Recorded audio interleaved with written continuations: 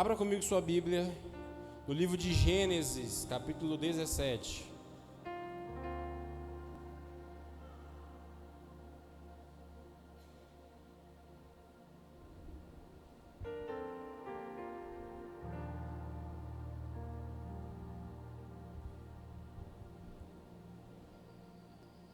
Gênesis, capítulo 17.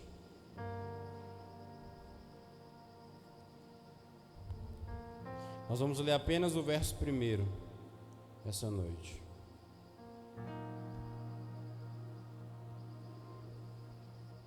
Amém? Fica à vontade. Se você precisar de água, tem ali atrás. Vamos para a palavra.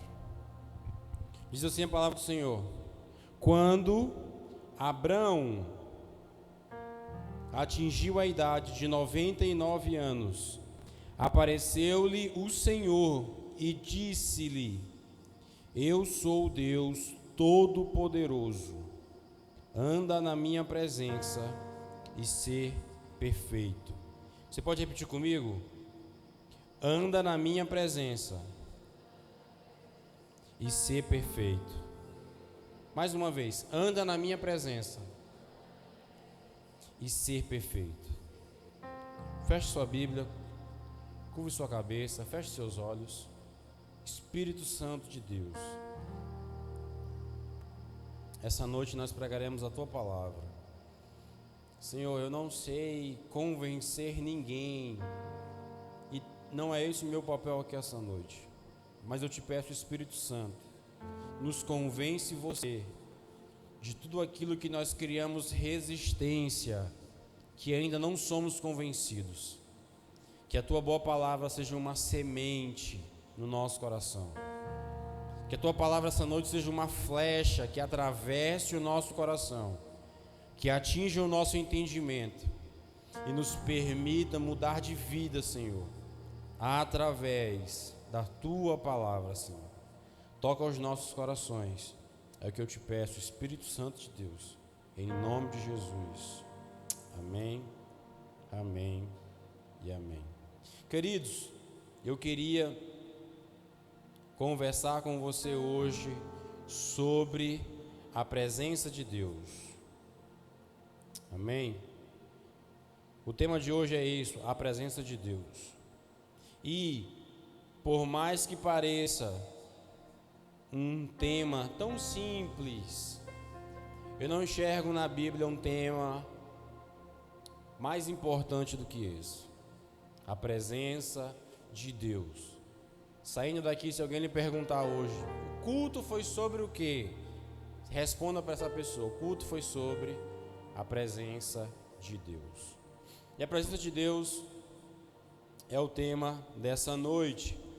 E, por talvez nós já termos ouvido falar sobre isso em algum outro momento, por talvez não ser uma palavra nova no nosso cotidiano, a gente pode correr o risco de achar que já sabe algo sobre o assunto. Talvez você acha que já sabe algo sobre a presença de Deus. E é claro que a minha função aqui não é esgotar o assunto.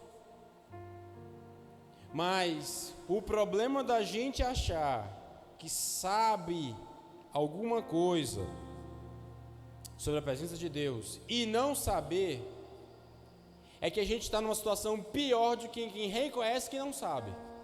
Concorda comigo?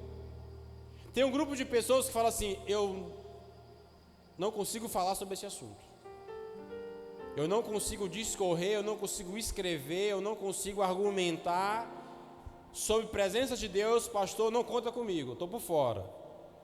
Esse é um tipo de gente. Mas tem um tipo de gente que acha que sabe sobre isso.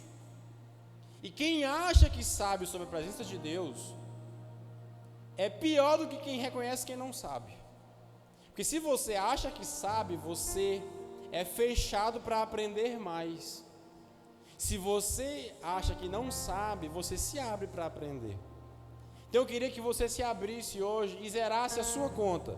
Tudo que você já ouviu falar, tudo que você já sabe, estudou, bota no cantinho No final do culto você junta com a ministração para que a gente saia daqui abençoado essa noite.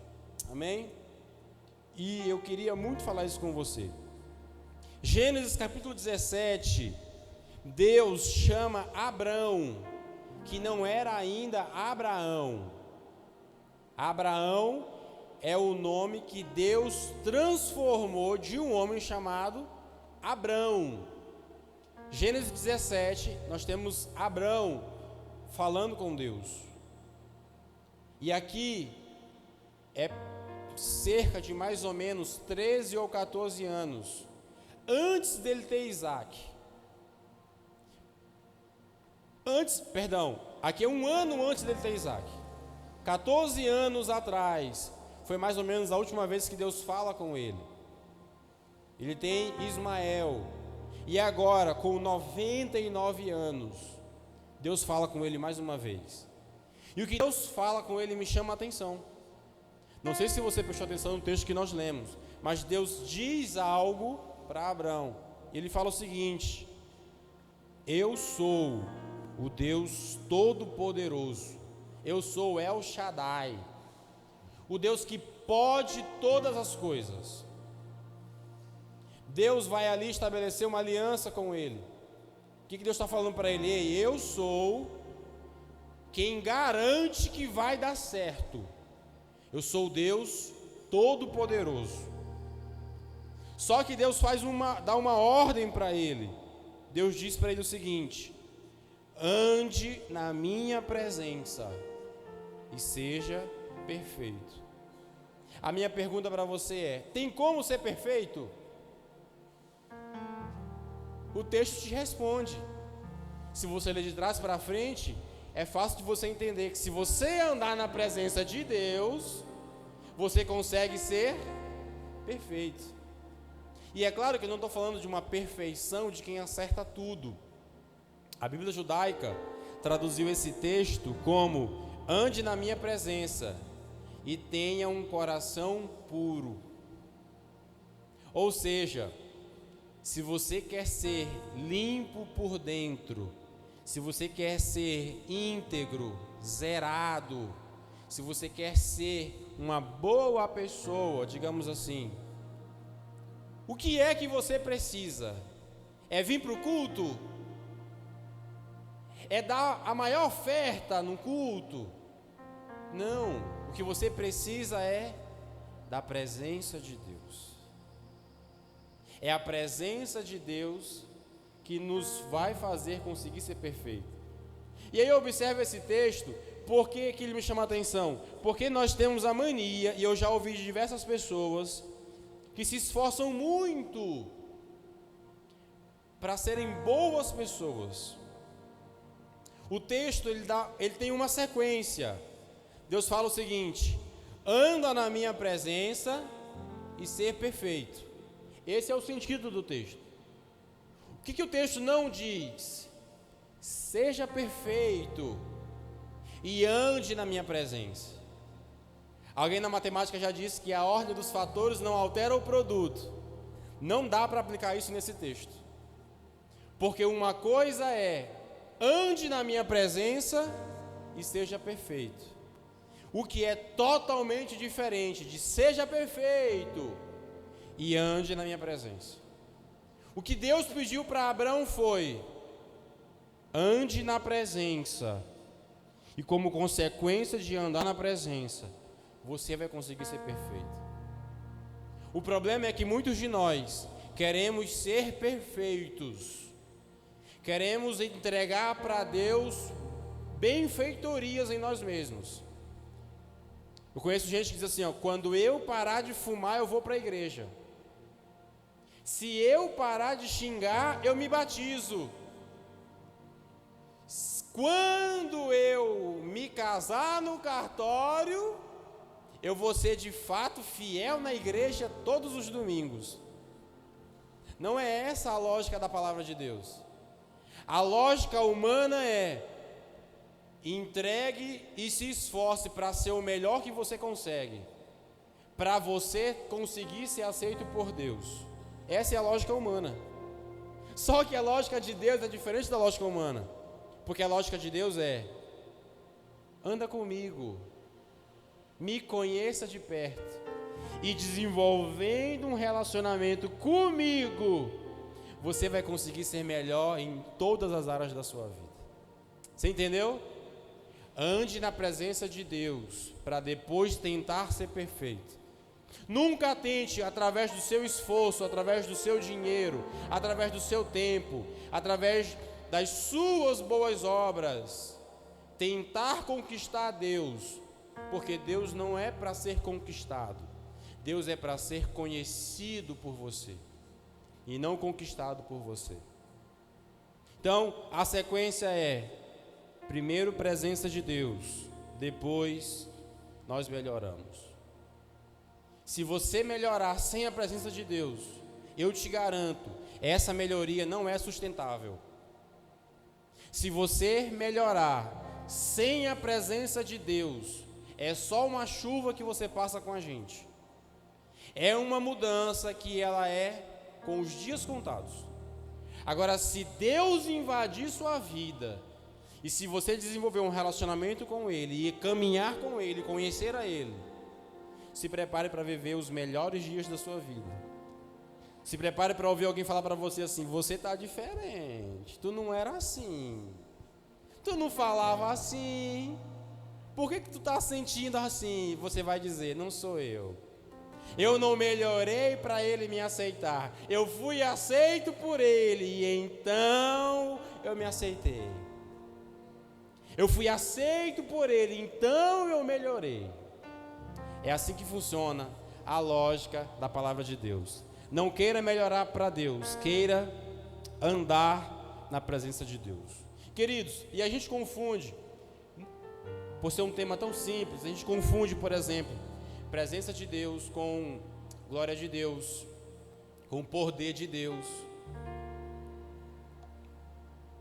E são coisas diferentes. Por exemplo, quando eu falo presença de Deus e poder de Deus, não são a mesma coisa. Quando eu falo glória de Deus, não é a mesma coisa. O que significa, pastor, presença de Deus? Presença de Deus tem a ver com aquilo que Ele é. Poder de Deus tem a ver com aquilo que Ele faz. Você consegue separar isso na sua cabeça? Presença de Deus tem a ver com a pessoa de Deus. Presença vem de estar presente. Então tem a ver com uma pessoa. Quando a gente canta Deus está aqui, aleluia, eu estou falando da presença de Deus. Agora, quando alguém fala assim, Deus me abençoou, quando alguém fala assim, eu senti, eu fui curada, isso não é presença de Deus, isso é o poder de Deus que tocou você. O poder de Deus é o bônus que você recebe por ter conhecido a presença de Deus. Então, a pessoa de Deus, quem Ele é, tem a ver com a presença. Agora, o que Ele faz tem a ver com o seu poder e com a sua glória. E Deus sempre quis que nós conhecêssemos a sua presença. Deus, um dia na eternidade, não sei dizer quando, decidiu nos incluir na sua presença. Deus um dia olhou para si próprio e talvez no meu delírio teológico pensou assim: eu sou tão bom, eu sou tão irresistível que eu quero me dividir com alguém mais. E nós desfrutamos de um pouquinho de presença de Deus só porque Ele quis, tá, gente? Não é porque a gente toca uma música que você chora, não é porque a gente fez um curso de teologia, não, nada disso. Mas nós desfrutamos da presença de Deus porque esse Deus decidiu por conta própria: eu quero me dividir com mais alguém. E Ele fez isso conosco. E se você voltar um pouquinho mais a sua Bíblia, abre comigo, por favor, no capítulo 3 de Gênesis, onde a gente leu 17. Volta no capítulo 3. No capítulo 3, a gente tem um relato de uma pessoa que Deus decidiu dividir a presença dele.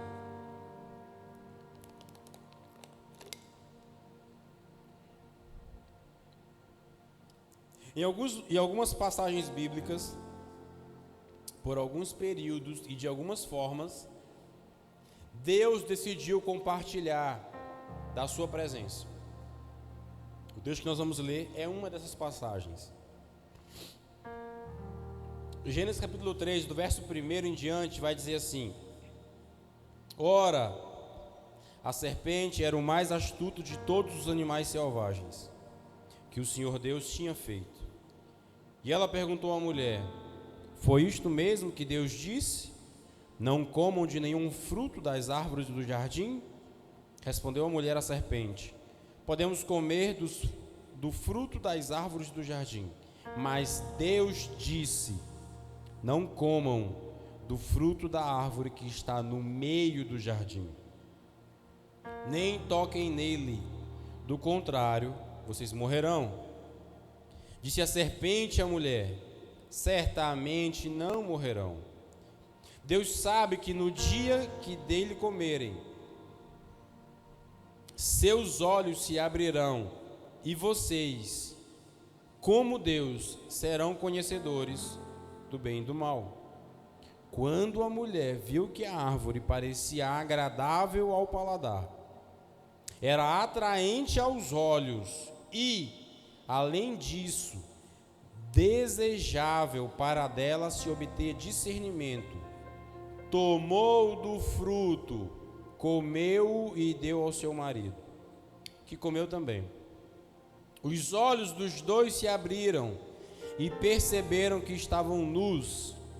Então juntaram folhas de figueira para cobrir-se. Olha que interessante agora, o verso 8. Ouvindo o homem e sua mulher os passos do Senhor Deus, que andava pelo jardim, quando soprava a brisa do dia, esconderam-se da presença do Senhor Deus entre as árvores do jardim. Mas o Senhor Deus chamou o homem perguntando: Onde você está? Ele respondeu: Ouvi teus passos no jardim e fiquei com medo, porque estava nu, por isso me escondi. Queridos, o texto que nós lemos é o relato da queda do homem. A título de informação, o que é que nós temos de informação a mais sobre esse texto? Deus criou céus e terra e tudo que nela existiu. Gênesis capítulo 1. Na terra inteira, Deus escolheu um lugar. Pensa comigo que essa plataforma inteira fosse a terra. Ele criou a terra, ele criou essa plataforma. E na terra toda, em um lugar, ele plantou um jardim. Ele criou um lugar chamado Éden. E esse tapete é como se fosse o Éden. Dentro do Éden, ele criou um lugar chamado Jardim do Éden.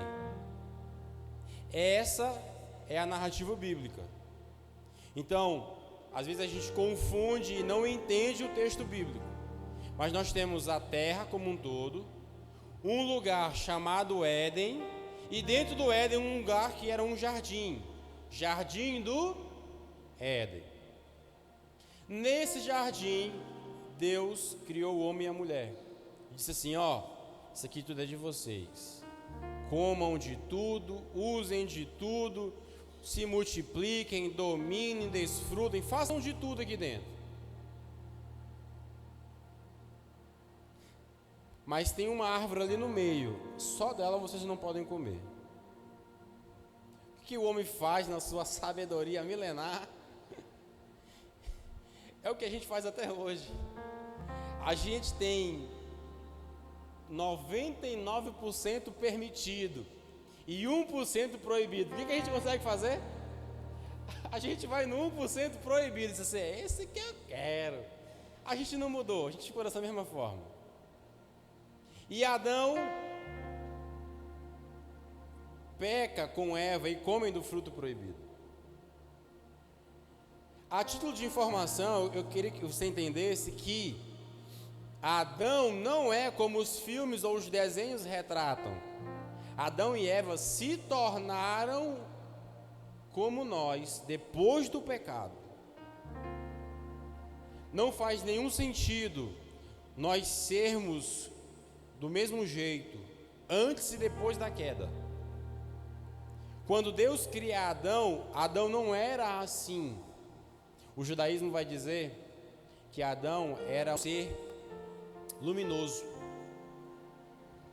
Não estou aqui te afirmando, tá? Estou falando, o judaísmo, com as suas crenças, diz que Adão e Eva eram seres extremamente iluminados.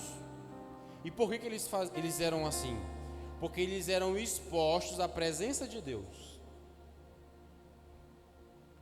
O texto que nós lemos diz, Gênesis 3, verso 8, que Deus, todo finalzinho de tarde, volta ali de 5, 6 horas, descia nesse jardim para fazer companhia para Adão e Eva. Tanto que, quando eles pecam, Deus continua participando do encontro e eles ouvem Deus chegando.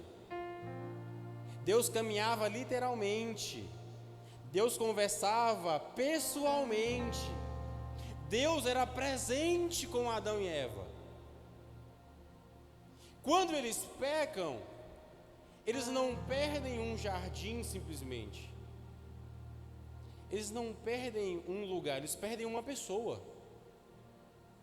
Eles perdem Deus e a presença de Deus, porque um anjo é colocado para que eles não consigam voltar mais para esse lugar.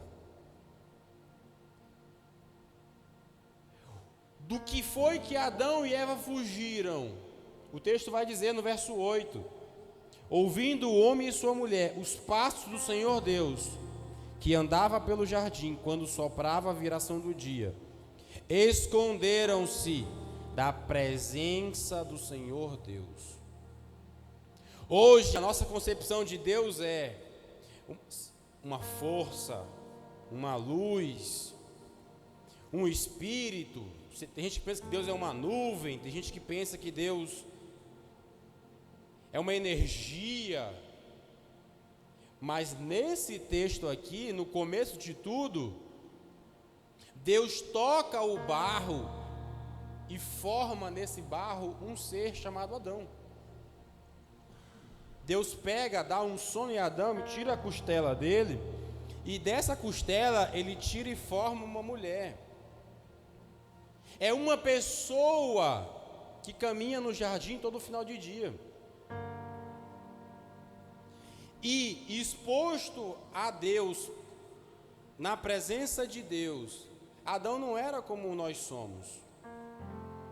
Nós nos tornamos assim, suscetíveis a doenças, suscetível à natureza, depois do pecado de Adão. Mas antes disso, Adão não era como nós somos, porque Adão andava na presença de Deus. Adão literalmente era o que Deus disse para Abraão: anda na minha presença e ser perfeito. Só que Adão perde isso. O que Deus faz? Deus retira Adão do jardim. E o que Adão mais perdeu não foi a despensa cheia. Adão perdeu a presença de Deus. Adão perdeu a presença de Deus. E Deus continuou. É engraçado como Deus não desiste do projeto chamado homem e mulher. Porque Deus continuou insistindo nesse negócio de compartilhar conosco a sua presença. Ele poderia muito bem falar assim: deu errado, vou apertar um botão aqui, explodir esse negócio todo, reinicia o sistema e está tudo bem. Não. Bem ali, ele decide prometer enviar o seu filho, para que a presença dele continuasse a tocar o ser humano, continuasse a tocar o homem e a mulher. Queridos, e quando eu olho para Adão, Adão perdeu a presença de Deus. E Deus, na narrativa bíblica, continua tentando permitir com que os homens conheçam e participem da sua presença. Abre comigo, por favor, Êxodo capítulo 33. Olha que história interessante.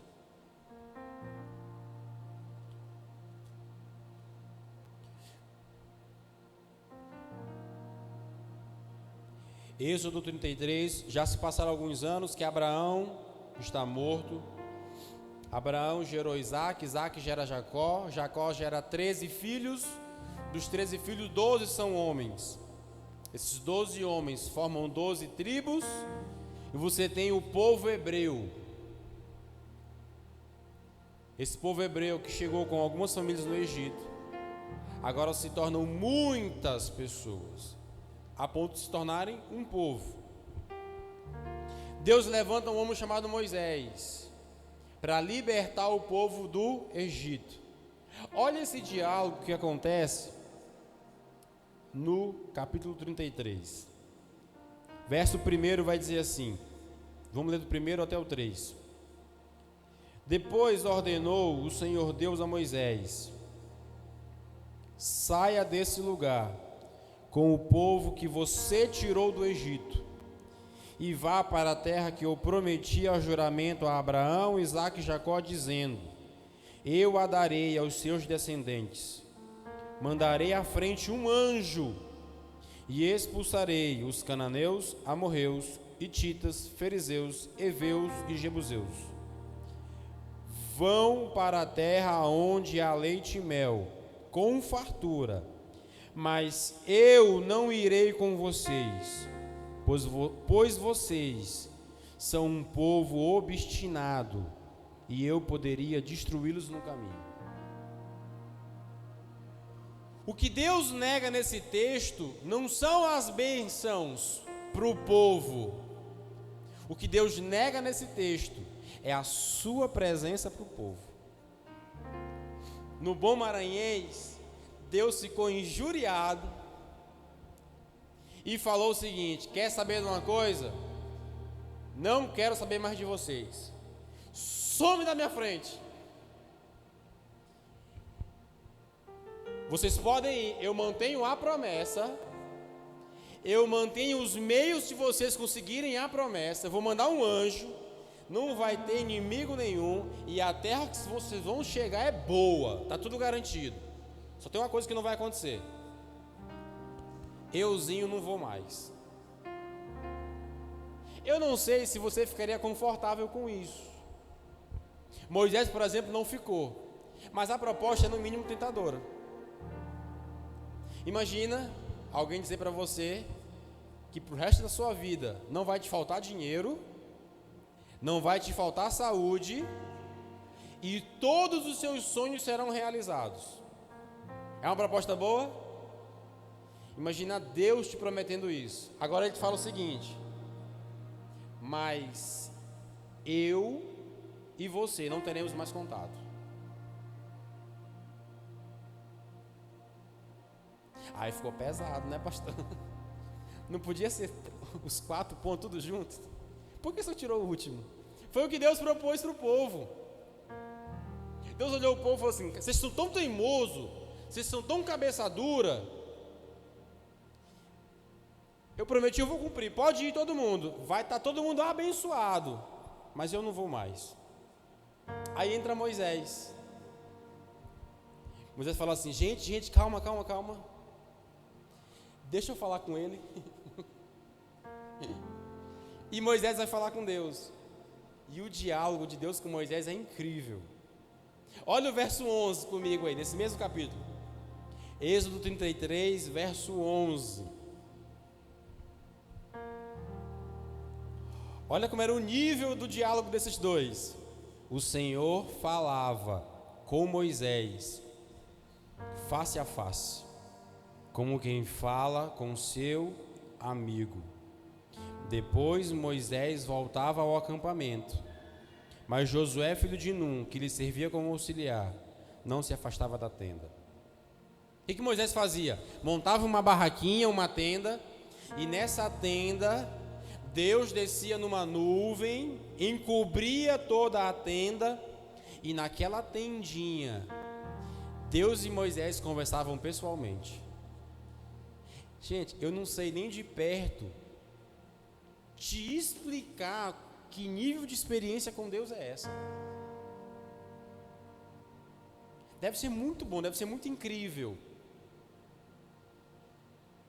E Moisés faz exatamente isso depois de o povo inteiro ouvir que Deus não iria pessoalmente mais com eles. Depois que Deus fala assim: Moisés, esse povo que tu tirou do Egito, some daqui com eles, não quero mais saber. Moisés vai falar com Deus. Olha o que Moisés fala com Deus agora. Verso 12. Moisés disse ao Senhor: Tu me ordenastes, conduza esse povo, mas não me permitiste saber quem enviarás comigo. Dissestes: eu o conheço pelo nome, e de você tenho me agradado. Se me vês com agrado, revela-me os teus propósitos, para que eu te conheça e continue sendo aceito por ti. Lembra-te de que esta nação é o teu povo. Gente, olha que interessante. Bem aqui, Deus está injuriado com o povo e fala assim: não vou mais com vocês. E está garantida a promessa. Aí Moisés fala assim: gente, calma, deixa eu falar com ele. É meu amigo, eu me acerto com ele, deixa eu falar com ele. É tipo mulher quando fala com o filho que vai falar com o pai. Não tem isso assim? Calma, meu filho, eu vou falar com seu pai, vai dar certo. Foi tipo isso aqui assim. Aí Moisés vai lá com Deus e fala assim: então, vou traduzir para você. Então, o senhor está lembrado, foi o senhor que mandou eu buscar esse povo no Egito? O senhor está bravo com eles, não é? Mas não foi eu que quis buscar eles do Egito. Eu acho que Moisés estava pensando assim: eu nem queria ir. Foi o Senhor que insistiu. E Moisés fala isso para Deus: Deus, é teu povo, não é meu povo. Sabe o que me choca? É a resposta de Deus. Olha o texto. O verso 14, Deus vai dizer assim: respondeu o Senhor: eu mesmo o acompanharei e lhe darei descanso. Você tem no 11, Deus falando assim: eu não vou. Moisés vai lá, dá uma choradinha: ô Senhor, é seu o povo, só quero lembrar isso aqui, viu? Deus olha para ele mesmo e fala assim: é verdade, eu vou então. Deus fala assim: então, eu vou então. Aí Moisés, não satisfeito, ele continua. Então Moisés declarou: se não fores conosco, não nos envie. 16. Como se saberá que eu e o teu povo podemos contar com o teu favor, se não nos acompanhares? Quem mais poderá distinguir a mim e ao teu povo de todos os povos demais da face da terra? O Senhor disse a Moisés: farei o que me pede, porque tenho me agradado de você e o conheço pelo nome. Que moral Moisés tinha com Deus, a ponto de conseguir mexer em uma situação que Deus havia dito que faria de maneira diferente. Eu conheço poucas pessoas no mundo que são assim com Deus. Sabe aquele tipo de gente que você fala assim: fulano, ora por mim, porque Deus te ouve melhor que eu? É mais ou menos assim. Tem disso. Não porque Deus quer, Porque tem gente que quer Deus mais do que os outros. Deus não faz acepção de pessoas. Deus não quer pessoas de maneira diferente. Agora existem pessoas que querem Deus mais que as outras. Isso acontece.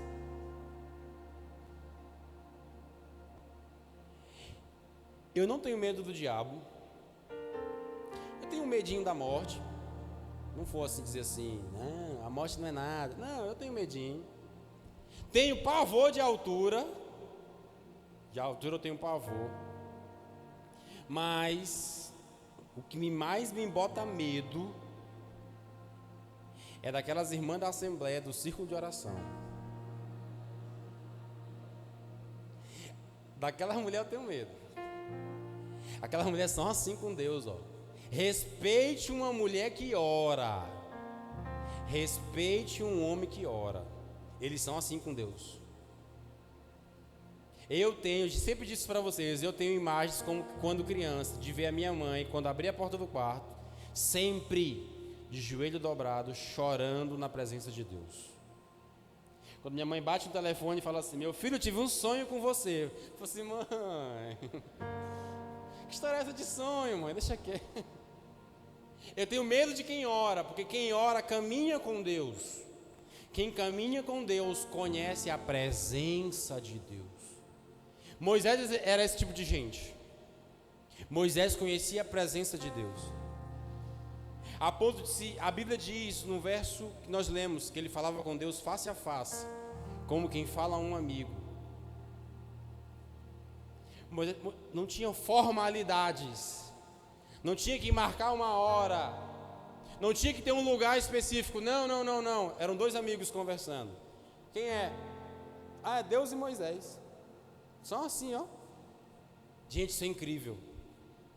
Moisés era um homem que conhecia a presença de Deus, a ponto de abrir mão dos favores, das bênçãos, das garantias, de tudo que Deus poderia dar, para ter quem ele era. Moisés chegou, a argumentação de Moisés para Deus foi a seguinte: Deus, não adianta você dizer que vai fazer tudo, se você não estiver presente com a gente. Deus, se você não for nos acompanhando, nem vale a pena a caminhada. Olha o que Moisés está falando para Deus. Se a viagem for sem Deus, não importa qual é o destino, não vale a pena nem começar. Guarda isso no seu coração. Se a viagem for sem Deus, não importa qual é o destino, não vale a pena nem começar essa viagem. Moisés era consciente da presença de Deus. E deixa eu reforçar, eu não estou falando de um arrepio, eu não estou falando de um conceito que você construiu do catolicismo, do protestantismo, de qualquer outra religião. Não estou falando do que você viu no YouTube, não estou falando da presença de Deus, da pessoa de Deus. Disso ele não abria mão. Moisés, diferente de Adão. Abre comigo no Salmo 139.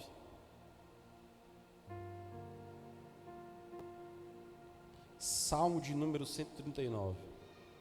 Eu te falei sobre Adão e a presença de Deus. Eu te falei sobre Moisés e a presença de Deus. Um dos homens mais incríveis da Bíblia, quando o assunto é presença de Deus, é Davi. Pense num homem que conhecia a presença de Deus.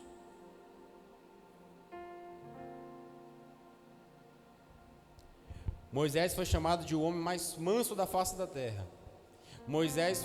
Davi foi chamado de o homem segundo o coração de Deus.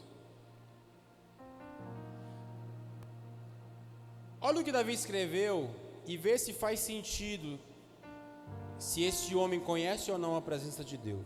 Olha o que ele escreveu. Salmo 139.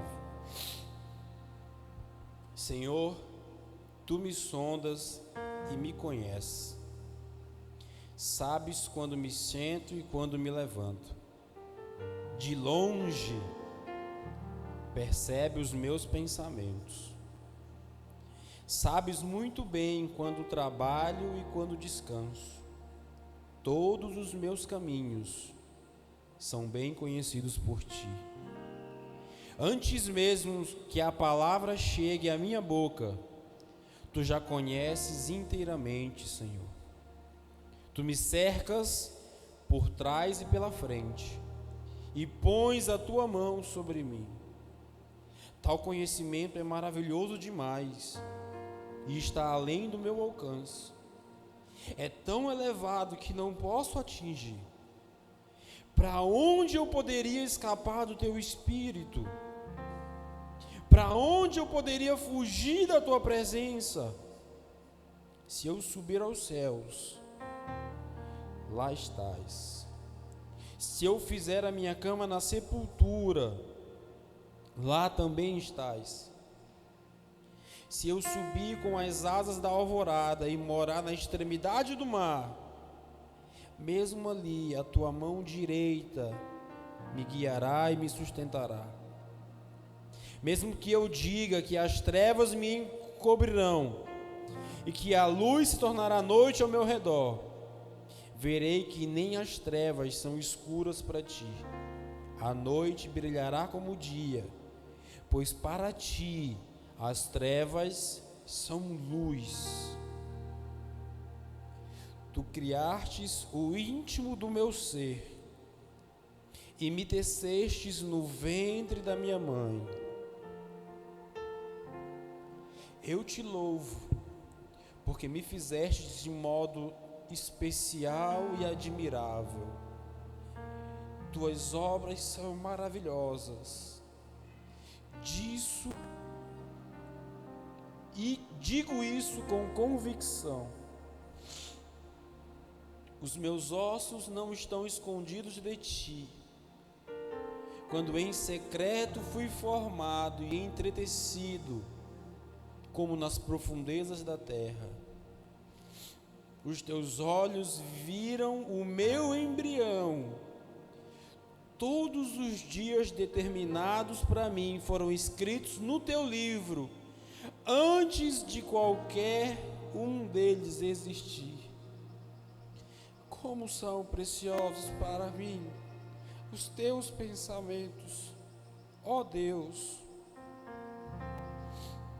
Como é grande a soma deles! Se eu os contasse, seriam mais que os grãos de areia. Se terminasse de contá-los, eu ainda estaria contigo. Quem dera matasse os ímpios, ó Deus. Afaste-se de mim os assassinos, porque falam de ti com maldade e rebelam-se contra ti. Verso 23. Sonda-me, ó Deus, conheces o meu coração. Prova-me e conhece as minhas inquietações. Vê se em mim minha conduta te ofende e me dirige pelo caminho eterno.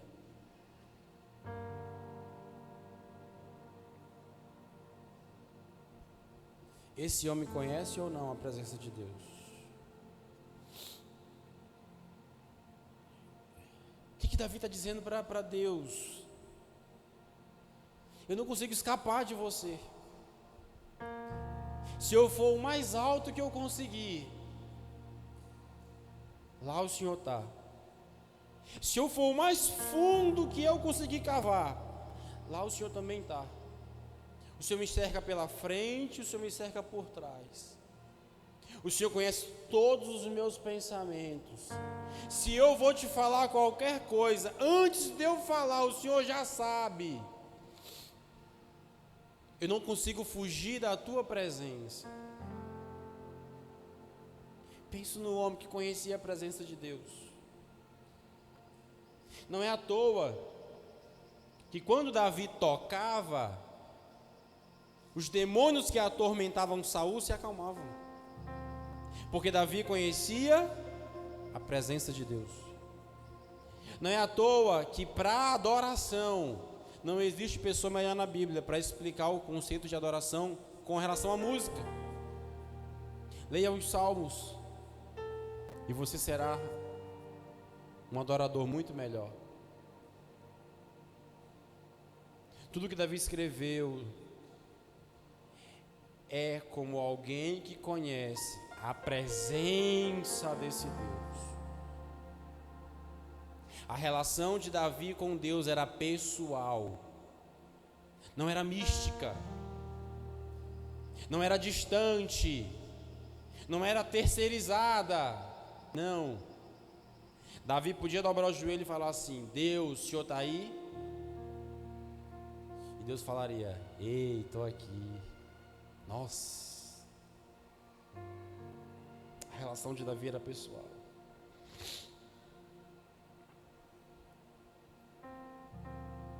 Davi teve um filho, e Salomão constrói para esse Deus um templo. E a Bíblia diz que quando Salomão termina de construir o templo, a presença de Deus veio.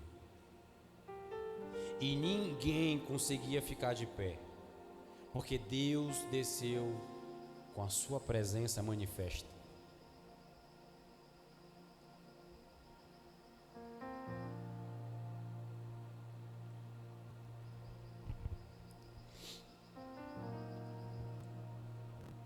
Eu preciso chegar em Jesus. E deixa eu te mostrar algo interessante sobre Jesus e a presença de Deus. Abre comigo Isaías capítulo 7. Ah, Deus.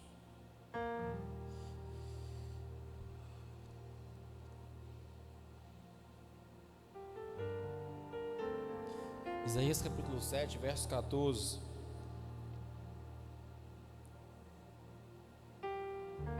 Deus continua buscando compartilhar conosco a sua presença. Guarda esse trilho que nós estamos em cima dele. Eu falei de Adão, falei de Moisés, falei de Davi, mas Deus continua buscando compartilhar conosco a sua presença. Isaías 7,14 vai dizer assim: por isso o Senhor mesmo dará a vocês um sinal. A virgem ficará grávida, dará luz a um filho e o chamará de... Como está na sua Bíblia aí? Emanuel. Agora abre comigo Mateus 1,18. Isaías 7 é a promessa. Mateus 1 é o cumprimento dessa promessa. Mateus 1,18 vai dizer assim: foi assim o nascimento de Jesus Cristo. Maria, sua mãe, estava prometida em casamento a José, mas antes que se unissem, achou-se grávida pelo Espírito Santo. Por ser José seu marido, um homem justo, e não querendo expô-la à desonra pública, pretendia anular o casamento secretamente. Mas, depois de ter pensado nisso, apareceu-lhe um anjo do Senhor em sonho e disse: José, filho de Davi, não tema receber Maria como sua esposa, porque o que nela foi gerado procede do Espírito Santo. Ela dará à luz a um filho, e você lhe dará o nome de Jesus, porque ele salvará o seu povo dos seus pecados.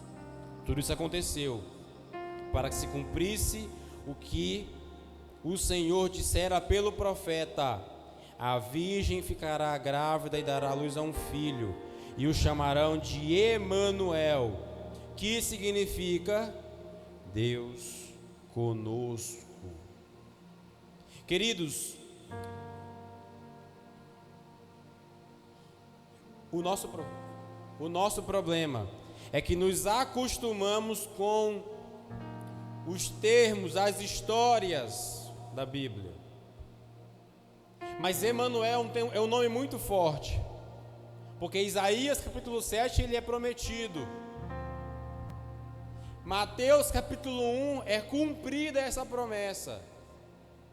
Maria, você vai ter um filho, o nome dele vai ser Jesus, e vão chamar ele de Emanuel, que significa Deus conosco, Deus no meio da gente, Deus entre nós. Sabe o que é Jesus?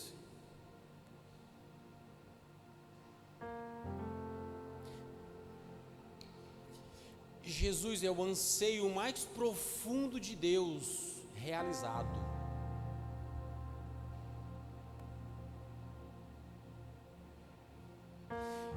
Deus, no Antigo Testamento inteiro, não conseguiu se manifestar como Ele de fato queria. Deus é Espírito. Na história, apareceu um Enoque, apareceu um Adão, apareceu um Moisés, apareceu um Davi. Alguns homens apareceram na história que conheceram uma parte de Deus mais pessoalmente. Mas Deus, no meio dos homens, isso nunca tinha acontecido. O que esse Deus faz? Ele entra no útero de uma virgem e nela gera uma vida, sem a participação do homem.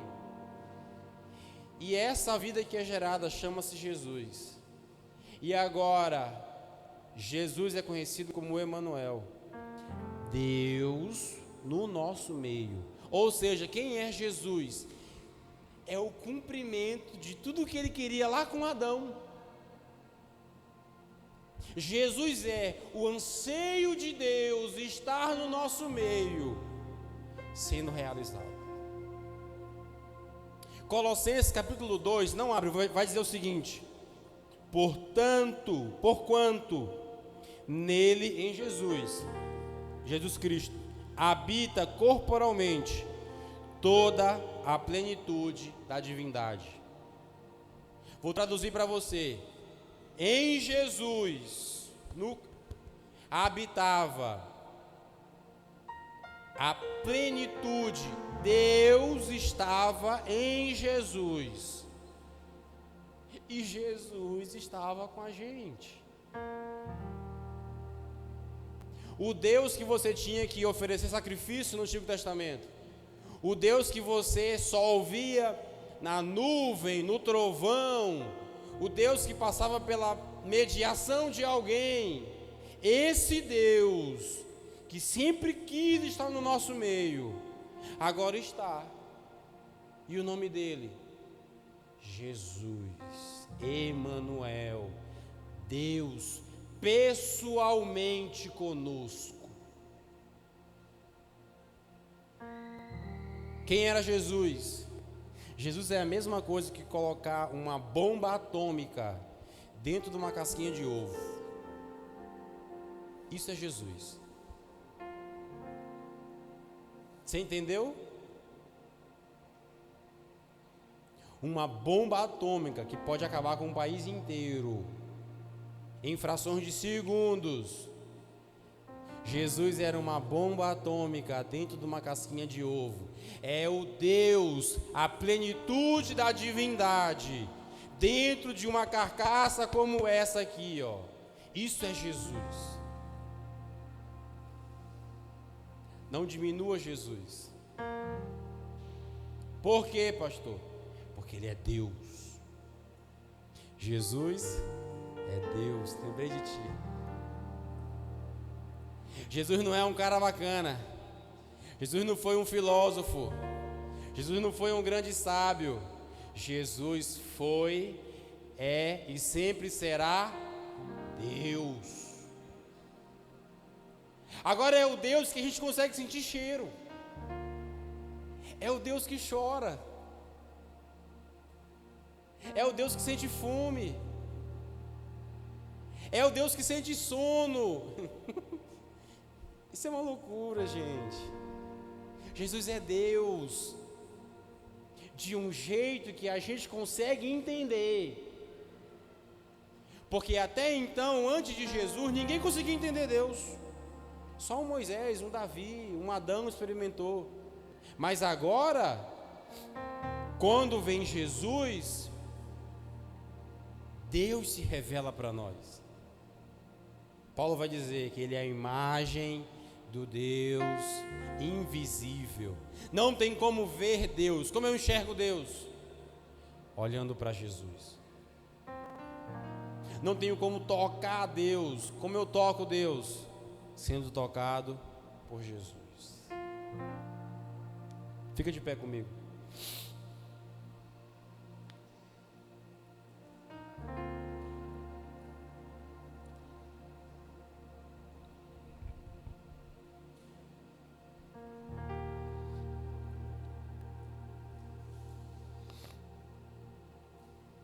Jesus é Deus.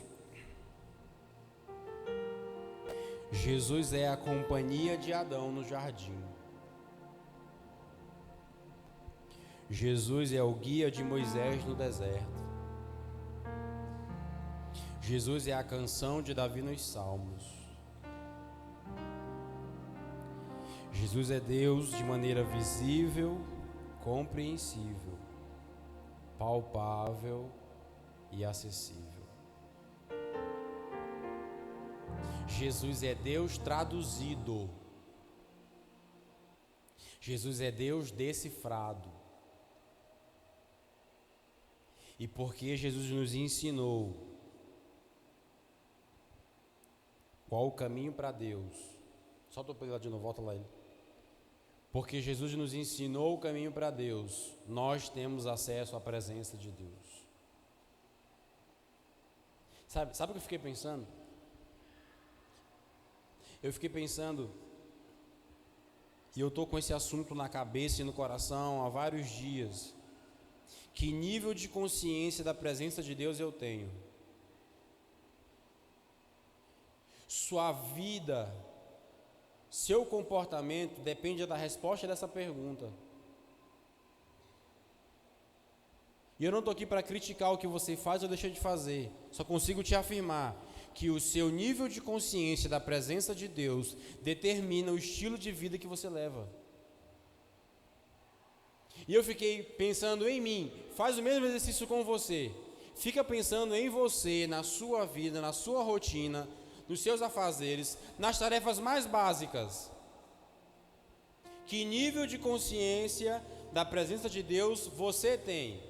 Que eu tenho. E vê comigo se faz sentido ou não o que eu estou falando. Eu estou falando de Deus. Quer ver uma coisa simples que eu estou fazendo bem aqui? Eu estou pregando. Mas que nível de consciência eu tenho da presença de Deus que eu estou pregando? Porque se eu for um pregador sem consciência da presença de Deus, eu quero que você note a minha presença. Eu quero que você note a minha argumentação, a minha performance com esse microfone. Agora, se eu sou um pregador consciente da presença de Deus, eu não quero que você me ouça. Eu quero que você ouça a Deus. Então, eu não quero te convencer. Eu quero que você seja convencido por Deus. Eu posso pregar sem presença de Deus. E eu já fiz isso algumas vezes, me arrependo amargamente. Porque era eu tentando convencer alguém a algo. Não tinha presença de Deus. Quer ver outra coisa simples? Postar algo na internet. Olha como interessante. O meu nível de consciência da presença de Deus determina como eu posto alguma coisa na internet. Determina que páginas eu acesso na internet. Determina que tipo de mensagem eu envio pela internet. Determina que tipo de conteúdo eu consumo na internet. Presença de Deus. Quer ver outra coisa simples? Cortar um cabelo. Eu estou falando de coisa simples. Eu estou falando de coisa cotidiana, tá, gente? De coisa simples.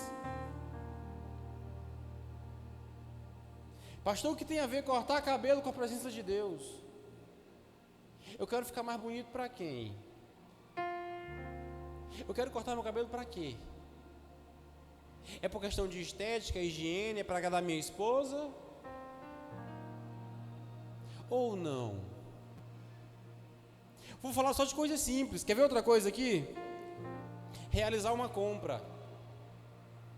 Você vai no supermercado ou você vai numa loja. Seu nível de consciência da presença de Deus determina se você faz ou não uma compra. Sabe por quê? Porque gente sem presença de Deus compra já na intenção de não pagar. Porque gente sem consciência de presença de Deus compra e vende na intenção de enrolar. Que nível de consciência da presença de Deus nós temos? Eu poderia aqui continuar falando de um monte de exemplos da nossa rotina.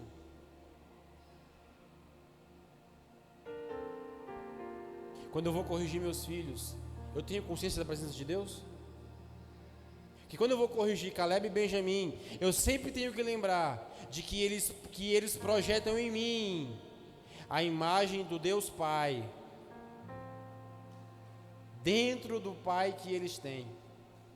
E se eu não tiver consciência da presença de Deus, eu não vou conseguir ser fiel à mãe deles, eu não vou conseguir educá-los na presença de Deus, e quando eu for corrigir, eu posso me exceder muito em cima deles. Sem consciência da presença de Deus com relação aos meus filhos, eu posso ser permissivo demais, ou eu posso ser rigoroso demais, por causa de um único fator: presença de Deus.